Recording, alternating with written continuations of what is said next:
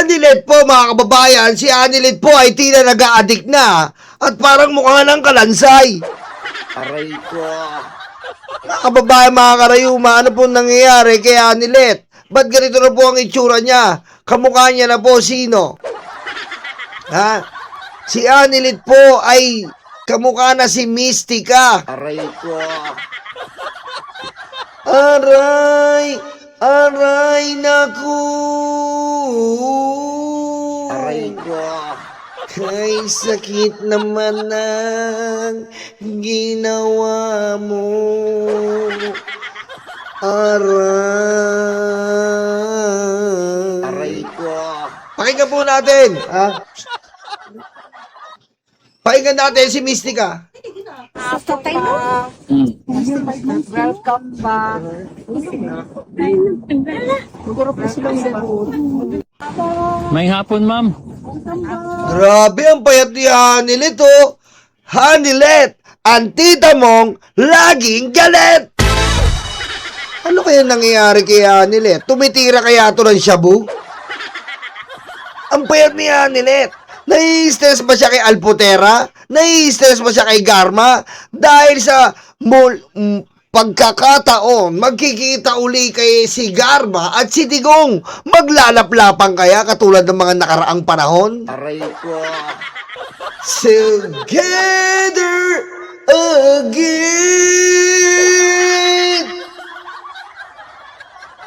Together again. Aray ko. When life is treasure. Aray ko. It together again. Aray ko. Nalibog si Digong sa pulis na babae. Tinambyolo si Garma, kaya adik si Hanilet. Mo bang maging safe sa tamang tao? Ito ang dapat mong gawin. First step, second steps, helmet. Sabi nanay ko, hotdog, ang binili mo potlong, tapos nagreklamo nanay ko, nagalit ka? Oh, diretso natin, diretso. Grabe, ang payat, oh. Kumusta na ka, ma'am? Grabe, ang payat ni Hanilet. Hanilet, ano yan? Shabu yan? Ang payat, oh. Tatay mo. Welcome back. Siguro po silang Wala sa ulirat, eh, no? Kinakalo na, kamusta, ma'am? Okay lang. Aray ko. Nangyari sa'yo, Hanilet? Titang laging galit. Hanilet, ano nangyari sa'yo? Dinidibdib mo ba si Digong? Ha? Ano ba yan? Dahil ba yan kay Digong o dahil sa pag-ikot ng Phillips screw? Aray ko. Ano kaya kayo? Kaya? Ha?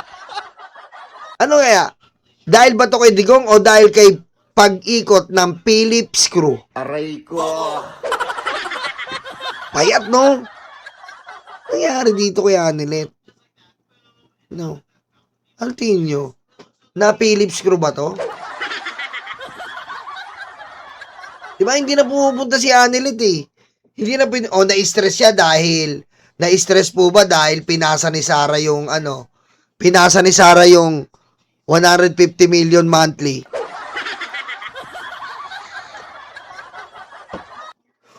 Malibag mga karayuma, 150 million times ilan na? Ilang taon na? March, April, May, June, July. March, April, May, June, July. So, 16. 16 po times 150. Grabe na po ang binabayad nila. Ha? Ano? Anilet? Ano bang ginawa sa'yo? Diba? Kita niyo po ang payat oh. Lentik na itsura yan oh. Parang tingting oh. Tignan mo. Ganyan po yung may pinagdadaanan eh. Ng mga depression, arthritis, rheuma, at eczema. Ayan po eh. Ganyan po yung may pinagdadaanan eh. Ganyang mga itsura po eh. Kasi, putik, ang dami mong pera. Ganyan ka, papayat ka ba ng ganyan? Di ba? Ang dami mong pera, papayat ka ba ng ganyan? Di ba? Oh. Kaya siguro si Hanilet ay talagang may pinagdadaanan to. Dumako naman po tayo dito. Ito po mga kababayan, no? Sogod, diretso si Paul, dili ka magsogod. Okay, sige.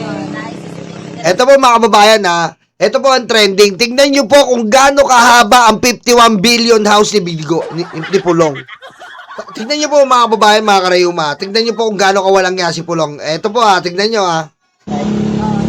Dili ka magsogod, diretso si Paul, dili ka magsogod. Okay, sige. Nice. Sige lang, sige lang. Yan o, tignan nyo, ang taas ng bakod para hindi nakita yung panganinakaw niya o. Balay, maninihan to dito. Sige ka na. Yan o. Paunang kay Congressman Paulo Duterte. Grabe o, tignan mo sa kanila po, hindi binaba dahil tangina naman, tignan nyo, bakod pa lang o. Ang tataas na.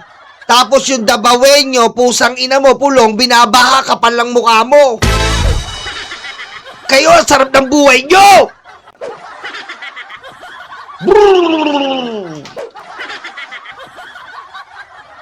Tingnan nyo ha, oh. Hindi sa gawas, no? Oh. Nabay lang, Mikong! Nabay lang, Mikong. Haba, oh. Congressman. Oh. Sa media ka diyot, be? Yes. Oh. Ayan pa, oh. Diretso pa yan, mga kababayan. Tignan nyo kung gaano kalaki ng hektaryan lupain yan, oh. Oh. Oh. Oh. Hindi ko alam kung anong oras matatapos to, oh. Pusang ina mo, Pulong, kapal ng mukha mo, bahay mo pa lang, flood control na, sabi ni parang Eduardo. Aray ko. Kita nyo ha. Tapos yung mga, ayan o, tignan nyo po oh, bakod pa lang oh. Oh. Tignan nyo, tapos yung mga kababayan natin, lubog na lubog sa mga baha. Sila pusang ina, tignan mo. Sabi ko nga po sa inyo, pag nakita nyo po ang bahay ng mga Duterte talaga, sila nasa mataas. Nasa mataas dahil alam nila mismo na binabaha sa Davao. Aray ko. Diba? Ganyan po ba mga kababayan?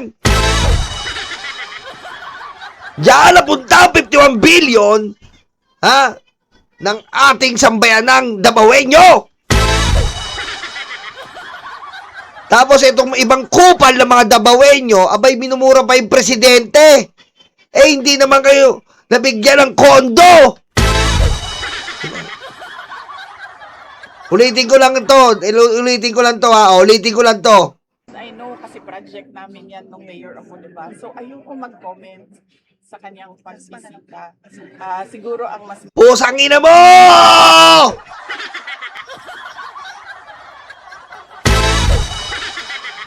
Ayaw mag-comment! Ha? Kung di ka naman ng bobo ka!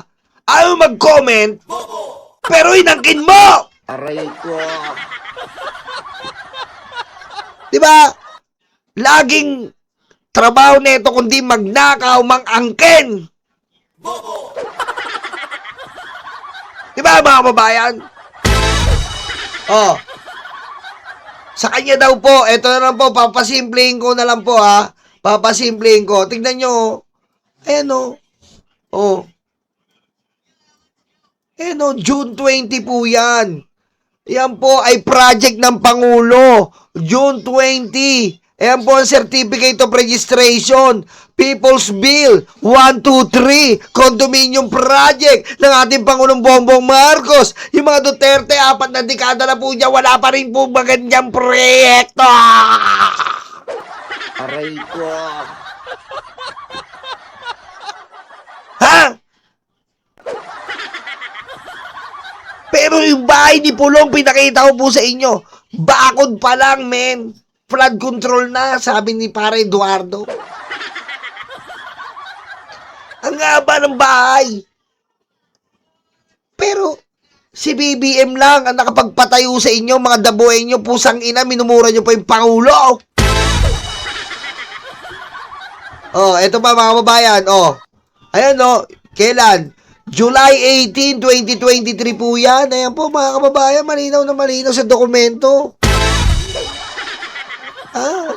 Department of Human Settlement. People's Bill 123. 4 na dekada ang mga Duterte. May ganyan po bang binigay sa inyo? Tapos sasabihin nitong hayop na si Sara, project ko yan. Lahat na lang inangkin mo, patay guto, magnanakaw ka. Aray ko. Ha? Kahit anong gawin nyo, hindi nyo mapatahimik ang mga BBM vlogger na mga pogi. Kailangan natin isang bulat ang mga ganitong bagay. Kailangan natin ilathala ang mga ganitong bagay. Aray ko. Aray ko. Dahil mo ko, iinom lang ako.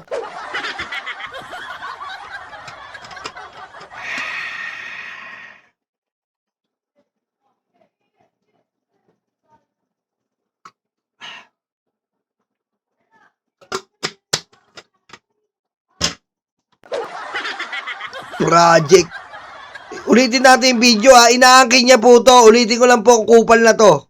I know kasi project namin yan nung mayor ako, diba? So, ayoko King ina mo, kagaling mo lang sa simbahan, sinungaling ka.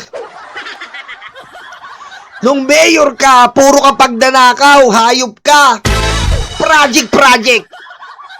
Asan ang dokumento? O, ito na lang namon mga DDS. Ilabas nyo ang dokumento ni Sara na siya nagpagawa niyan. Ha? Ilabas nyo! Kapag mali kami, aalis kami ng Pilipinas.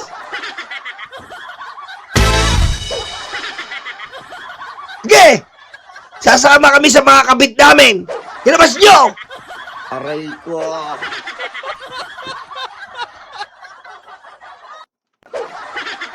Sige nga! Oh, wala kayong mapakitang dokumento. Kasi nga, magnanakaw si Sara. Oh, wala kayong mapapakita. Kasi ang pinakitang project ni Sara, ano? Anong project niyan? Vibrator! Brut! Aray ko. Project Vibrator! Aray ko.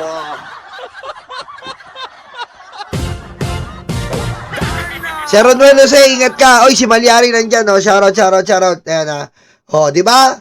Yan pa pinagmamalaki. At Mary Grace Piatos, eto na po, mga litrato ni Mary Grace Piatos. Mga kababayan, tingnan nyo naman po kung gaano kapangit ni Mary Grace Piatos. Aray ko. Napakapangit po ni Mary Grace Piatos. Itsura pa lang, kupal na. Eto po mga kababayan, nung bata si Mary Grace Piatos, tingnan nyo naman po mga kababayan, wala pa po siyang confidential fund. Hindi pa po siya nagiging agent, confidential agent si Mary Grace Piatos. Kitang-kita nyo naman po. Aray ko. Kitang-kita nyo naman po. Yung ilong niya, naka-brush up pa. At ito naman po sumunod. Ito. Lako, papangit ng papangit. Ito naman po, kitang-kita nyo ito. Medyo. Aray ko. Ayan makikita nyo po. Kitang-kita nyo po Kitang-kita nyo naman po Yan po ang itsura ni Mary Grace Piatos. Ayan, kita nyo po ito, kita mo, inamin. Hanggang sa, ito na, ito, kita mo, mukhang bardagul, mukhang bardagul. Ayan po, mga litrato ni Mary Grace Piatos, inilabas na. Ayan po si Mary Grace Piatos, mga babayan, mga karayuma. Aray ko.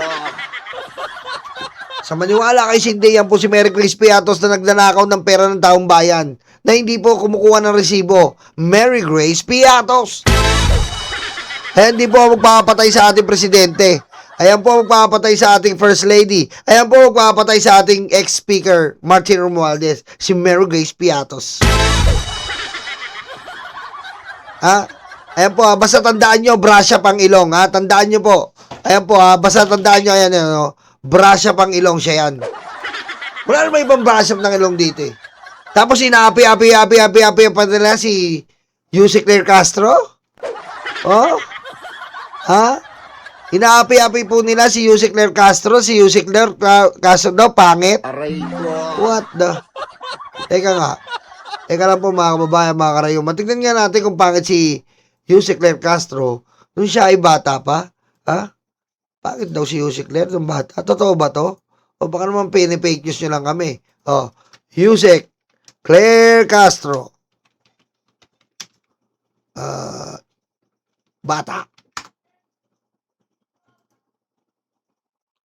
Oh, yan ba yung pangit, ha? Yung mas bata pa, mas bata. Mas bata. Asan ba yung bata rito? Bata. Wala yung bata siya dito, ha? Nasa akin yun, eh. Ay, ito. Dali lang, hintayin nyo. Papakita ko sa inyo kung gaano kaganda si Yusek Claire Castro nung siya ay bata pa. Nung siya ay bata pa, si Yusek Claire napakaganda. Hindi tulad ni Sarah, brasyap ang ilong niya. Talagang abugada siya. Si Sarah abagago siya. Tingnan nyo naman itsura. Kung makukausap ko si Sarah, isa lang po sasabihin ko kanya. Paano mo nagawang lumunok ng ilang milyong pera ng taong bayan? Aray ko. Ayan po mga kababayan, tignan nyo naman po. Ha? Tingnan nyo si Mary Grace Piatos sa kanan at Yusek Claire Castro nung dalaga. Pakaganda! Ha? Pag nakita mo si Yusek Claire, anong masasabi mo?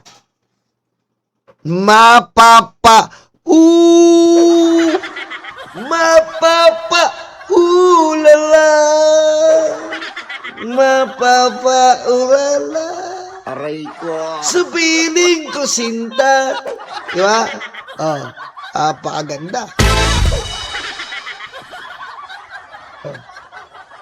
Ano?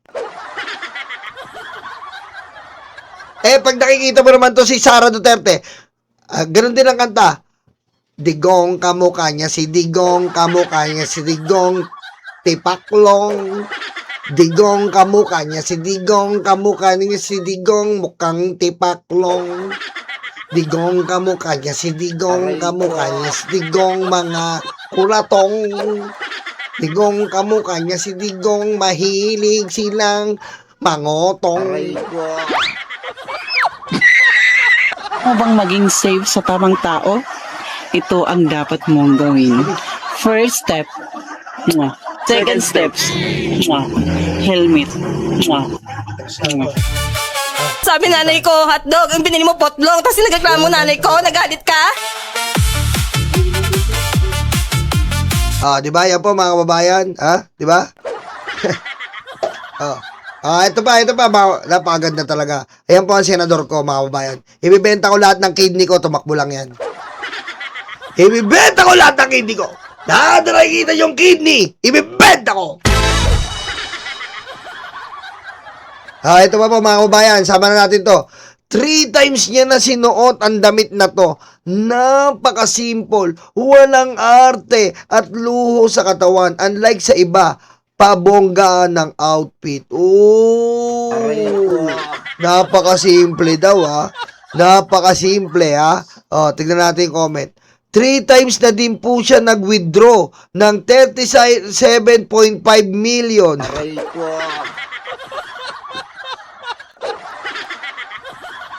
Ulitin natin. 3 times na din po siya nag-withdraw ng 37.5 in cash tapos sa duffel bag nilagay. Dumaan sa likod para hindi nakita. Aray ko. Kita nyo? Yan po ang importante, mga kababayan. Yan po ang importanteng ganap ng impeachment. Ha? Yan po ang importanteng ganap ng impeachment dahil nalalaman po natin ang katotohanan. Yan po ang pinaka-importante dyan. Diba? Kaya Sara, booking na booking ka na. Tigil-tigilan mo kami. Mga DDS na bobo na lang maluloko mo.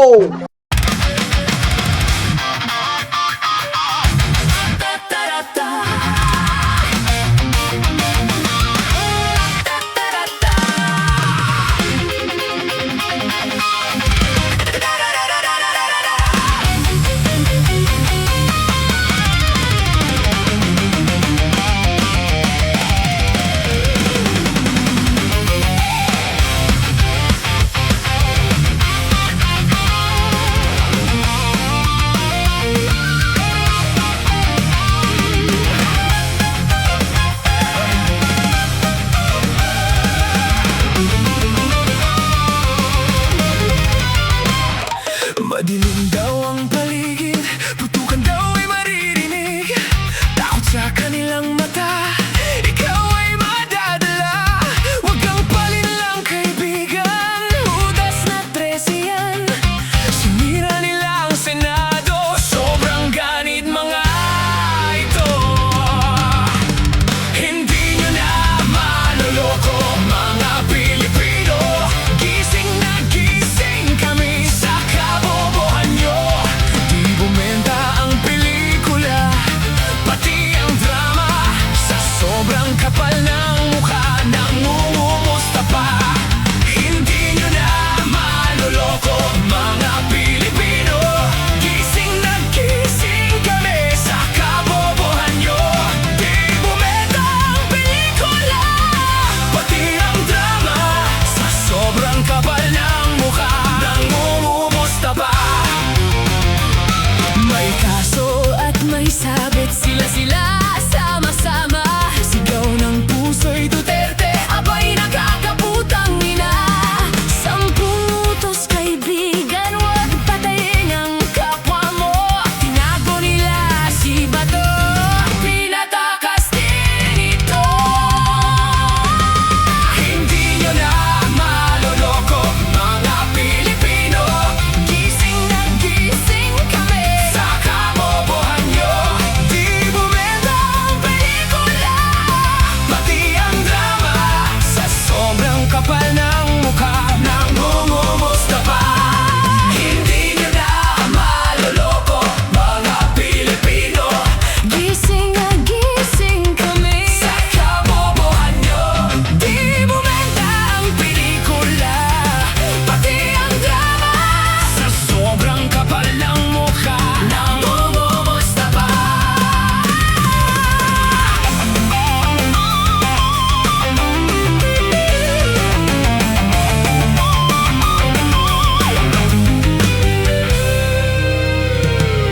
Madudumi ang taktika para lang kay Sara. Taong bayan hindi inisip, taong bayan hindi nadinig. 10 utos kaibigan, huwag magnakaw sa tao. Singungaling